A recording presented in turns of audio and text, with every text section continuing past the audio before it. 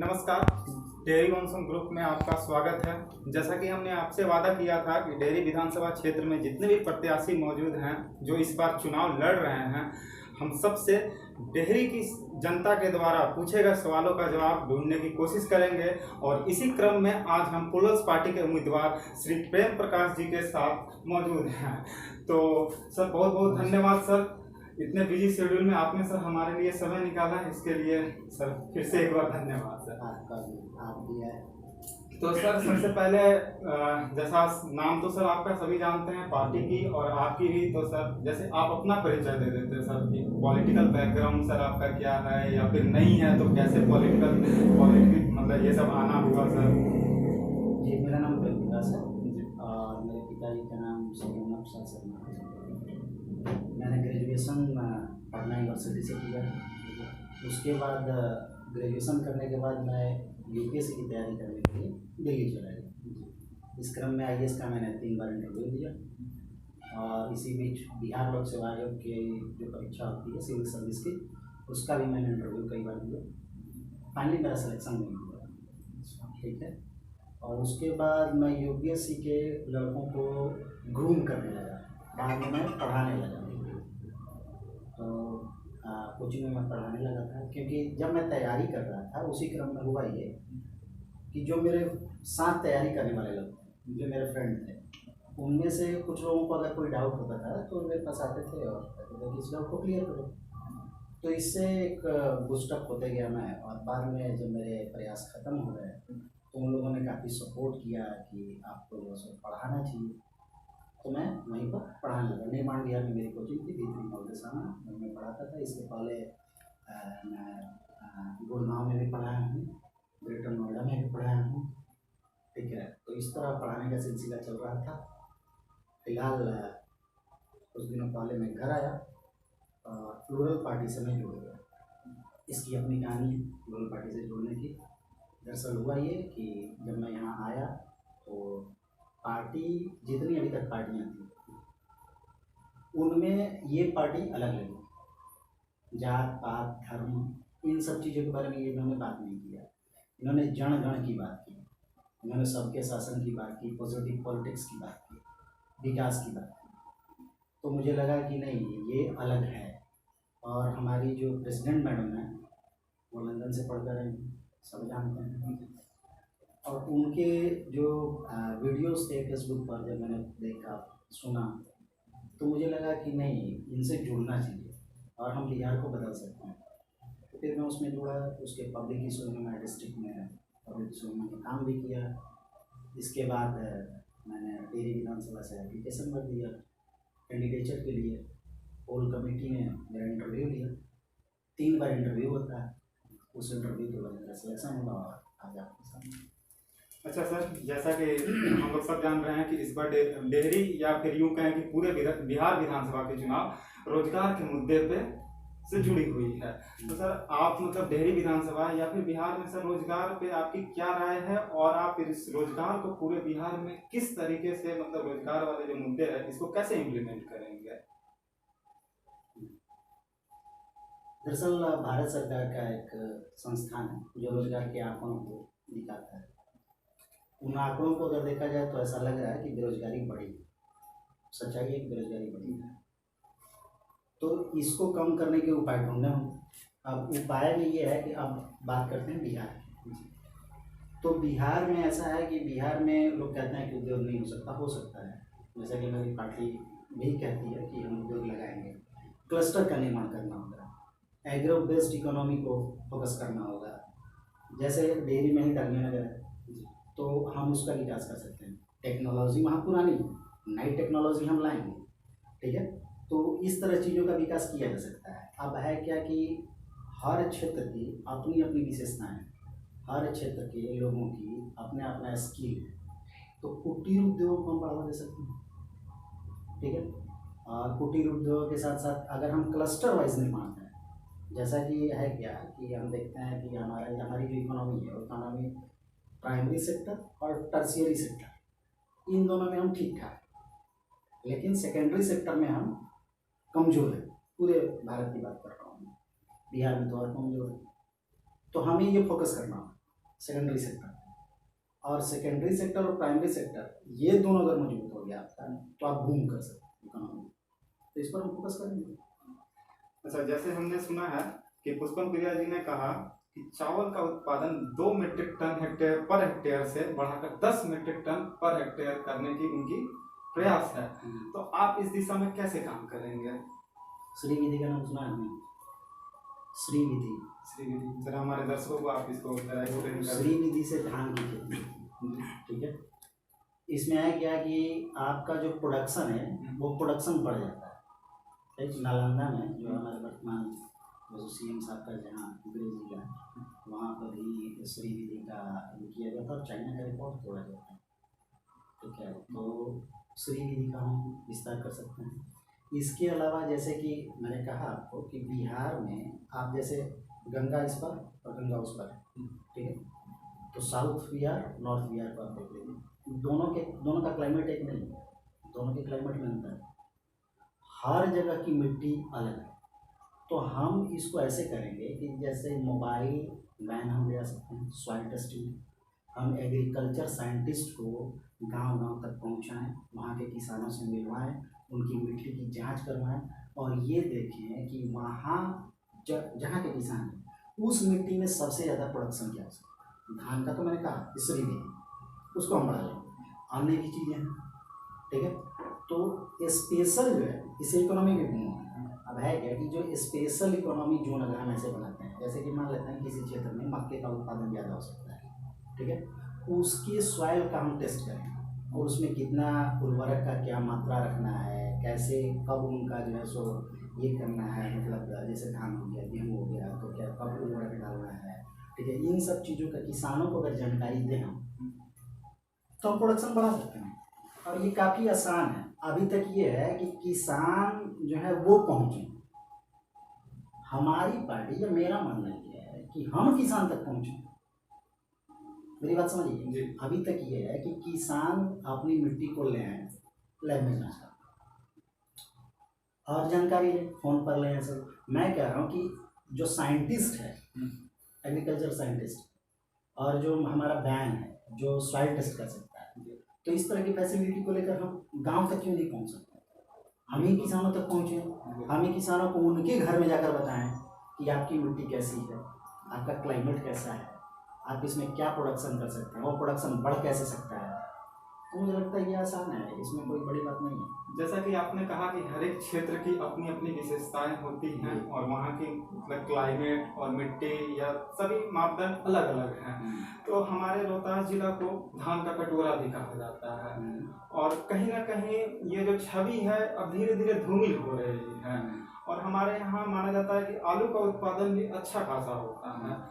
तो इन चीज़ों को बढ़ावा देने के लिए मतलब फिर से अगर रोहतास जिले की स्पेसिफिक बात की जाए तो इस पर आप कैसे काम करेंगे?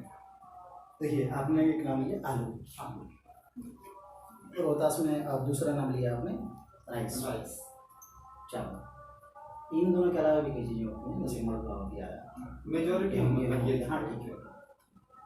मैंने कुछ देर पहले एक टर्म यूज़ किया था श्री विधि के अलावा एग्रो इंडस्ट्री, ठीक है।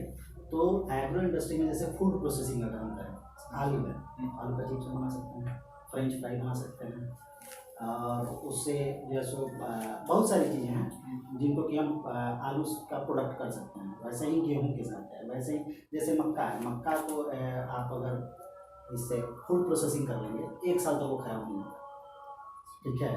तो इस तरह की चीज़ों को लोगों को जानना, हम फूड प्रोसेसिंग पे फोकस कर सकते हैं। अब समस्या ये है कि बिहार में बाढ़ आता है, ठीक है। अब बाढ़ आता है तो हम एग्रीकल्चर पर कैसे फोकस करें? हमारे पास और कोई उपाय नहीं है। हम इंडस्ट्री तो लगाए हैं, लेकिन हमें एग्रो बेस्ड इंडस्ट्री पर भी फोकस करना होगा, ठीक है। समझिए बात को, क्योंकि अब पूरे बिहार में, ठीक है, कि पूरे बिहार में या तो सूखा रहता है या तो बाढ़ आता है, ठीक है। इन चीज़ों से बचने के लिए आपको एग्रो बेस्ड इकोनॉमी बनना पड़े, फूड प्रोसेसिंग पर आपको ध्यान देना पड़े, ठीक है। तो क्लस्टर में, मैंने पहले भी कहा कि हम क्लस्टर में डिवाइड करेंगे, ठीक है। तो कई सारी चीज़ें हैं उनको बनाया सकता है। इसके अलावा रोहतास में हमारे पास चूना पत्थर या फिर बालू भी हो गया, तो ये सब अधिक मात्रा में पाए जाते हैं, लेकिन हमें नहीं लगता इन चीज़ों का यूटिलाइजेशन प्रॉपर तरीके से हो पाता है। तो इन पर आपकी क्या राय है और आप इस पर कैसे काम करेंगे? आपने चूना पत्थर, बालू, ये सब जो स्टोन हुए हैं यहाँ पे कर दिया। और देखिए, जो लाइम स्टोन है, लाइम स्टोन से कई इंडस्ट्री है, जैसे पेंट इंडस्ट्री का हम डेवलपमेंट कर सकते हैं, ग्लास उद्योग का, दवा में जैसे कैल्शियम जो बेस्ड जो दवा है कैल्शियम बेस्ड, तो वो हम बना सकते हैं। इसके अलावा सीमेंट, मोर्टार जैसी भी चीज़ें हैं, तो इस इंडस्ट्री में हम उसका उपयोग कर सकते हैं। तो लगता है कि इतना काफ़ी किया आप प्रश्न का जवाब। हाँ सही। अच्छा, जैसे हमें पता है कि सोरा एयरफील्ड जो है उसको बियाडा ने अधिग्रहण कर लिया है और उस पर टेक्सटाइल इंडस्ट्री लगने की बात हो रही है, लेकिन कार्य अभी मतलब कार्य की गति उतनी तेज नहीं हो पाई है। तो अगर आपको मौका मिलता है तो आप इस क्षेत्र में, देखिए उसमें समस्या क्या है ये हम नहीं जानते। अच्छा, बियाडा में जो काम वहाँ जो रुका हुआ है वो किस समस्या से रुका हुआ है? टेक्निकल समस्या है, वित्त की समस्या है, मैनेजमेंट की समस्या है, ठीक है। तो ये समस्या को समझना होगा और समस्या को समझ कर हम उसका निदान कर लेंगे, इसमें कोई बड़ी बात नहीं है। लेकिन बड़ी बात यह है कि वो शुरू हो रहा है कि नहीं, उसको शुरू करना है, किस कारण रुका हुआ है ये जानना जरूरी है। मतलब कहीं ना कहीं आपका मानना है कि वर्तमान में जो सरकार है वो कहीं ना कहीं इसके लिए जिम्मेवार है। अब रुका हुआ है तो कोई ना कोई तो जिम्मेदार है ही। हाँ। जैसा कोई प्रोजेक्ट बनाया गया और वो रुका हुआ है, कोई ना कोई तो जिम्मेदार है ही। उसकी समस्या, जो भी समस्या हो, वित्त की समस्या हो, टेक्निकल समस्या, मैनेजमेंट की समस्या हो, सप्लाई की समस्या हो, डिस्ट्रीब्यूशन की समस्या हो, किसी भी तरह की कोई समस्या हो, उस समस्या का समाधान खोजना होगा और खोज कर उसको सॉर्ट आउट किया सकता है। और अब जैसे डालमिया नगर इंडस्ट्री तो पहले ही बंद हो चुकी है, उसके बाद जो हमारी झूला डालडा इंडस्ट्री थी फाजिला में वो भी अब बंद हो चुकी है। तो लगातार एक के बाद एक रोहतास में सभी इंडस्ट्रीज बंद हो रही हैं। तो इन चीज़ों का फिर पुनर्निर्माण या फिर जीवित करने के लिए वही कहना है कि समस्या क्या है ये जानना जरूरी है। झूला जो ब्रांड है, झूला ब्रांड बंद हो गया, बांक में था वो बंद हो गया, तो ये क्यों बंद हुआ ये जानना जरूरी है और इसके पीछे जो भी कारण है उसका निदान किया जाएगा। अब जैसे कृषि और इंडस्ट्री से लेकर के तो हमारी बात हो गई है, अब हम बात करेंगे शिक्षा को लेकर के। जैसे पूरे बिहार में रोहतास की अगर लिटरेसी रेट माना जाए तो सबसे ज़्यादा है पूरे बिहार में, महिला और पुरुष दोनों में, और जो नेशनल एवरेज है उससे भी कहीं है। तो लेकिन फिर भी अगर हमारे यहाँ के छात्रों को देखा जाए तो सभी लोग हायर एजुकेशन के लिए भी या फिर टेक्निकल एजुकेशन के लिए, स्किल डेवलपमेंट के लिए भी उन्हें बाहर कहीं ना कहीं दिल्ली, बॉम्बे या फिर राजस्थान, कोटा कहीं ना कहीं जाना ही पड़ता है, मतलब बिहार से उनको दूर जाना पड़ता है।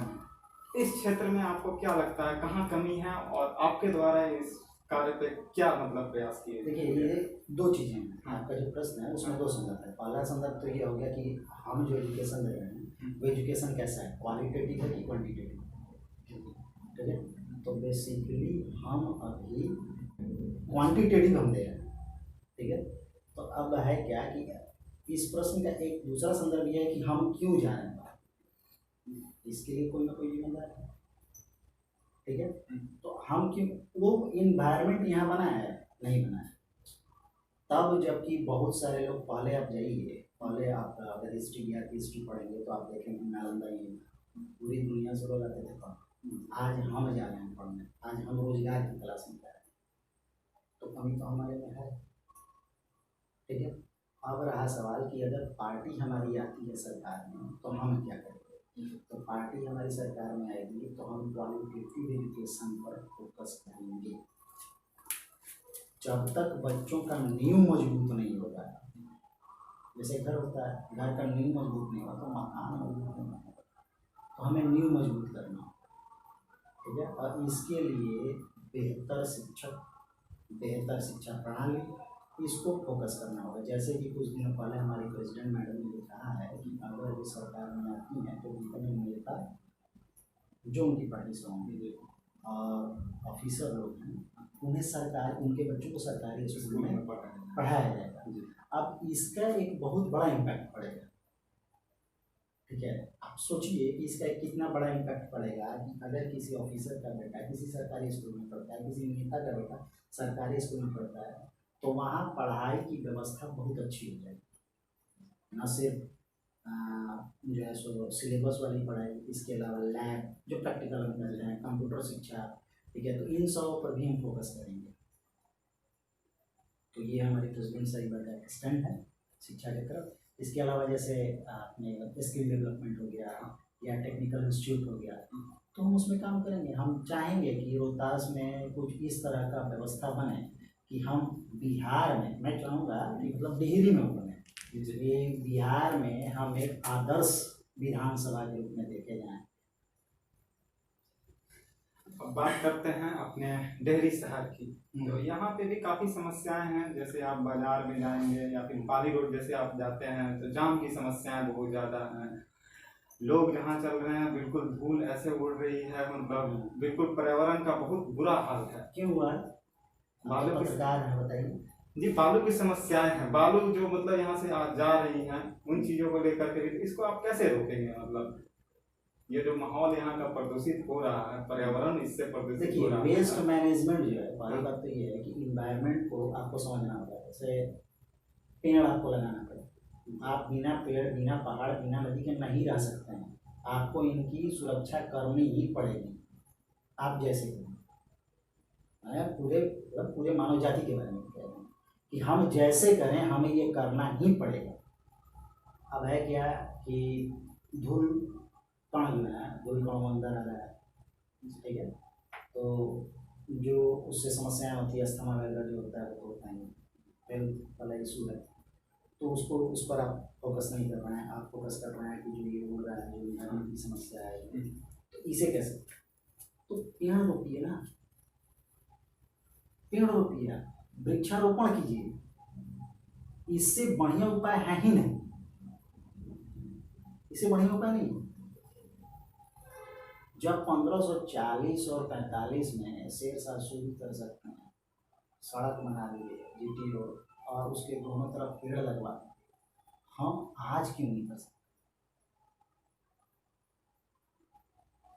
लेकिन अगर सर बात किया जाए जैसे जो सोर्स है, मतलब जहाँ से ये प्रदूषण फैल रहा है, उस पर कोई लगाम नहीं लग सकती है। पेड़ तो चलिए ठीक है, वो तो सही है, एनवायरनमेंट के लिए भी सही है, सब कुछ के लिए सही है, लेकिन वो तो सर सेकेंडरी ऑप्शन है कि अगर हम, तो प्राइमरी है, दैट इज प्राइमरी, वो आपको करना ही पड़ेगा। लेकिन सोर्स तो सर कहीं और से है ना सर, हम लोग फिल्टर कर रहे हैं। नदियों का संरक्षण करना पड़ेगा। आप बालू कहाँ से निकाल रहे हैं? मेन वही बात है सर, बालू कहाँ से निकाल रहे हैं? नदियों से। नदियों का संरक्षण आपको करना पड़ेगा, चाहे वो प्रशासनिक हो, चाहे वो वैज्ञानिक हो, ठीक है, वो आपको संरक्षण करना ही पड़ेगा। यही बात थी सर, पेड़ तो हम लोग लगाएंगे ही, लेकिन सर प्राइमरी जहाँ से बालू या फिर जो भी चीजें, बहुत सारी चीजें ऐसी हैं कि लोगों को कुछ चीजों की आवश्यकता है। जैसे पहाड़ हो गया, तो माइनिंग चाहे बालू की माइनिंग हो, जो भी मतलब तो उस पर एडमिनिस्ट्रेटिव प्रशासनिक तरीके से नियंत्रण कर सकते हैं ना। उस पर हम कहेंगे कि हाँ भाई इतने की जरूरत है, ठीक है, इतना का हो जो पर्यावरण के अनुकूल, ठीक है, जरूरतें हैं तो करनी है। तो पर्यावरण की अनुकूलता पर हमें फोकस करना पड़ेगा, इन समस्याओं का समाधान। दूसरा आपने जो कहा था कि जाम की समस्या, जाम की समस्या का निदान कैसे हो सकता है? आप देखिए सड़क के दोनों तरफ आप निकलेंगे तो ऐसा लगेगा कि आप टकरा जाएंगे किसी, यहाँ एक फोर लेन गया हुआ है, तो फोर लेन के नीचे सब्सिडरी लेन बनाने की कुछ दिनों तक काम किया हुआ, उसके बाद बंद हो गया। ये सब चीज़ें अगर हम करते हैं तो जिन लोगों को सीधे जाना, ठीक है, वो इधर नहीं जाएंगे, डेयरी बाजार से होकर नहीं जाएंगे, वो सीधे चले जाएंगे, जाम की समस्या कम हो जाएगी, ठीक है।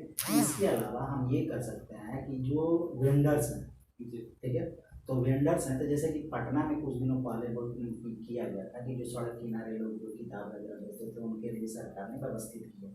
हम यहाँ भी वो कर सकते हैं, यही सवाल मेरा अभी हम था। यहाँ भी ये कर सकते हैं कि वेंडर्स के लिए एक जगह सुनिश्चित करें, ठीक है, वो अपना जिनको वहाँ से करें और दाम की समस्या भी नहीं जाएगी, दोनों समस्याओं का निदान होगा।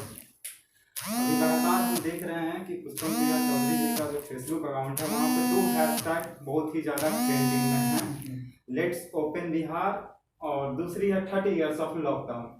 तो इसका क्या तात्पर्य है, थोड़ा हमारे दर्शकों को थोड़ा संदर्भ में। देखिए, ये लॉकडाउन वाला जो शब्द है, ये शब्द नया आया है जी। ये लॉकडाउन वाला शब्द नया आया है। जो कोरोना के बाद 23 मार्च को प्रधानमंत्री मोदी जी हैं, उन्होंने कोरोना को चलते लॉकडाउन घोषित किया। तो ये जो लॉकडाउन है, ये शब्द चर्चित हो गया। अब इसे बिहार के संदर्भ में जोड़कर देखा जाए, बिहार वास्तव में 30 साल पहले 35 साल पहले अगर आप चले जाइए तो बिहार की स्थिति क्या थी और 30 साल बाद बिहार की स्थिति क्या है, एक विषय ये हो गया। दूसरा विषय ये है कि जैसे कि मैंने आपको कुछ देर पहले बताया था बातचीत में कि हमारे यहाँ नई इकोनॉमिक पॉलिसी 90s शुरू हुई, ठीक है। उस न्यू इकोनॉमिक पॉलिसी के चलते, नई आर्थिक नीति के चलते जो अन्य राज्य हैं देश के, वे कहाँ पहुँच गए और हम कहाँ रह गए, इसी को लॉकडाउन कहा गया है। आज हम हर चीज़ों में पीछे हैं, जैसे कि आपने कहा कि रोहतास जिला जो साक्षरता दर में नेशनल रेट से भी आगे, ठीक है। लेकिन अन्य पूरे बिहार का संदर्भ देखिए, साक्षरता दर में हम कहाँ हैं, HDI में हम कहाँ हैं, जेंडर इंडेक्स में हम कहाँ हैं, ठीक है। तो कोई भी आप विकास का कोई भी सूचकांक ले लीजिए आप, हम सबसे नीचे। इनोवेशन में हमारे यहाँ कुछ नहीं है, ठीक है। इसी को फोकस करके कहा गया है लॉकडाउन। जबकि अन्य राज्य, जब से नीति आयोग बना है तो नीति आयोग जो लिस्ट जारी करता है उस लिस्ट में आप देखिए, उसमें भी कुछ मानदंड तय किए गए हैं। उन मानदंडों को क्या हम शुरू कर पाए हैं? नहीं शुरू कर पाए, ठीक है। तो हम सबसे खराब प्रदर्शन करने वाले राज्यों में, इसीलिए लॉकडाउन की चर्चा की गई है, लॉकडाउन शब्द रखा गया, क्योंकि वास्तव में अगर हम पिछले 30 साल में अगर हम भी विकास किए होते तो हम भी आज भारत के अन्य राज्यों, जो अगड़े राज्य कहे जाते हैं, ठीक है, उनसे कदम ताल कर रहे हैं। तो ये जो हमारी इकोनॉमी का लॉकडाउन है, ये इकोनॉमी का लॉकडाउन पिछले 30 साल से चला रहा है। ये 30 साल भारतीय इकोनॉमी को देखकर जोड़ा गया है, जैसे 90s